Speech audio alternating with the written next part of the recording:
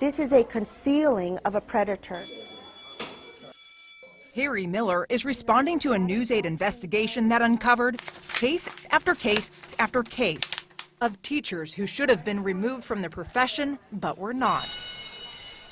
This is exactly the same as what the Catholic Church has been vilified for decades, passing priests from parish to parish instead of reporting them as the law requires. Stephen Poole is the executive director of one of the teachers' unions in North Texas. If a teacher finds themselves in trouble for alleged sexual relationship with a student, 9 times out of 10, they're going to resign from the district immediately. So most school districts, instead of spending that money to terminate a teacher, will accept a resignation instead. It's a win-win. Teachers resign and quietly leave, districts avoid a messy publicity scandal, and it's like nothing ever happened.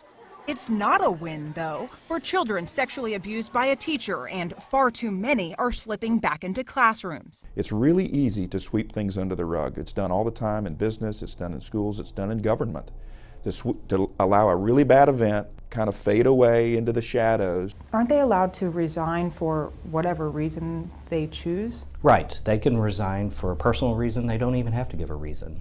Michael Despain chose personal reasons when he resigned from Dallas ISD. The music teacher at Booker T. Washington High School was convicted for having an improper relationship with a student.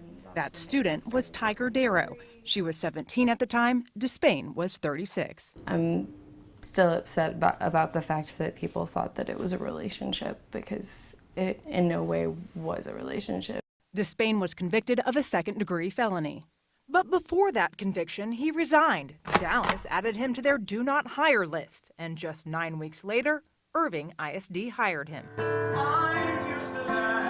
Michael Pricer was a choir director at Geyer High School in Denton. He had sex with a student on prom night.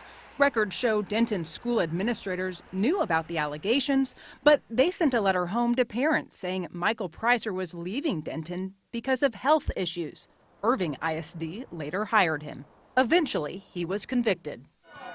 Then there's Chris Francis. He coached girls soccer at Nimitz High School in Irving. He resigned for reasons I would rather not state on paper.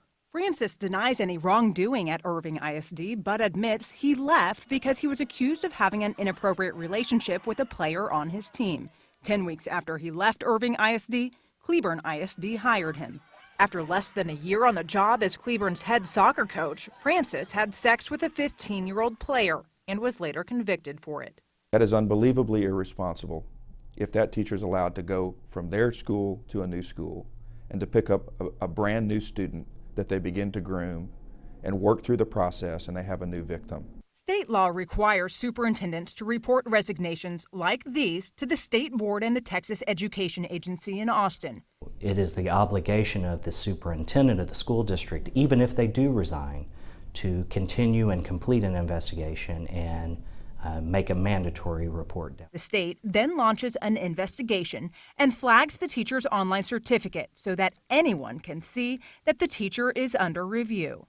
If a certificate of a teacher is flagged, it's almost impossible to get a job. In half the cases we looked at, we found teacher certificates were not flagged because the superintendents did not report the resignations to the state when they should have, leaving the door wide open for teachers like Despain, Pricer, and Francis to hop from one district classroom to another.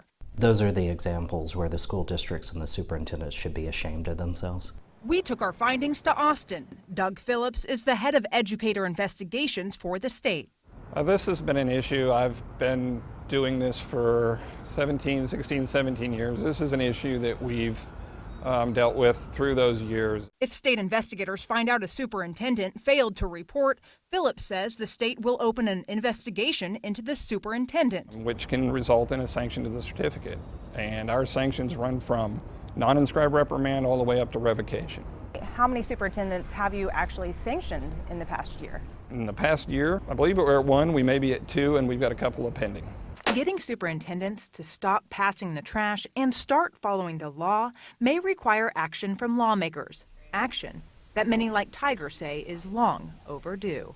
I think that there needs to be a very major change, and it needs to happen now.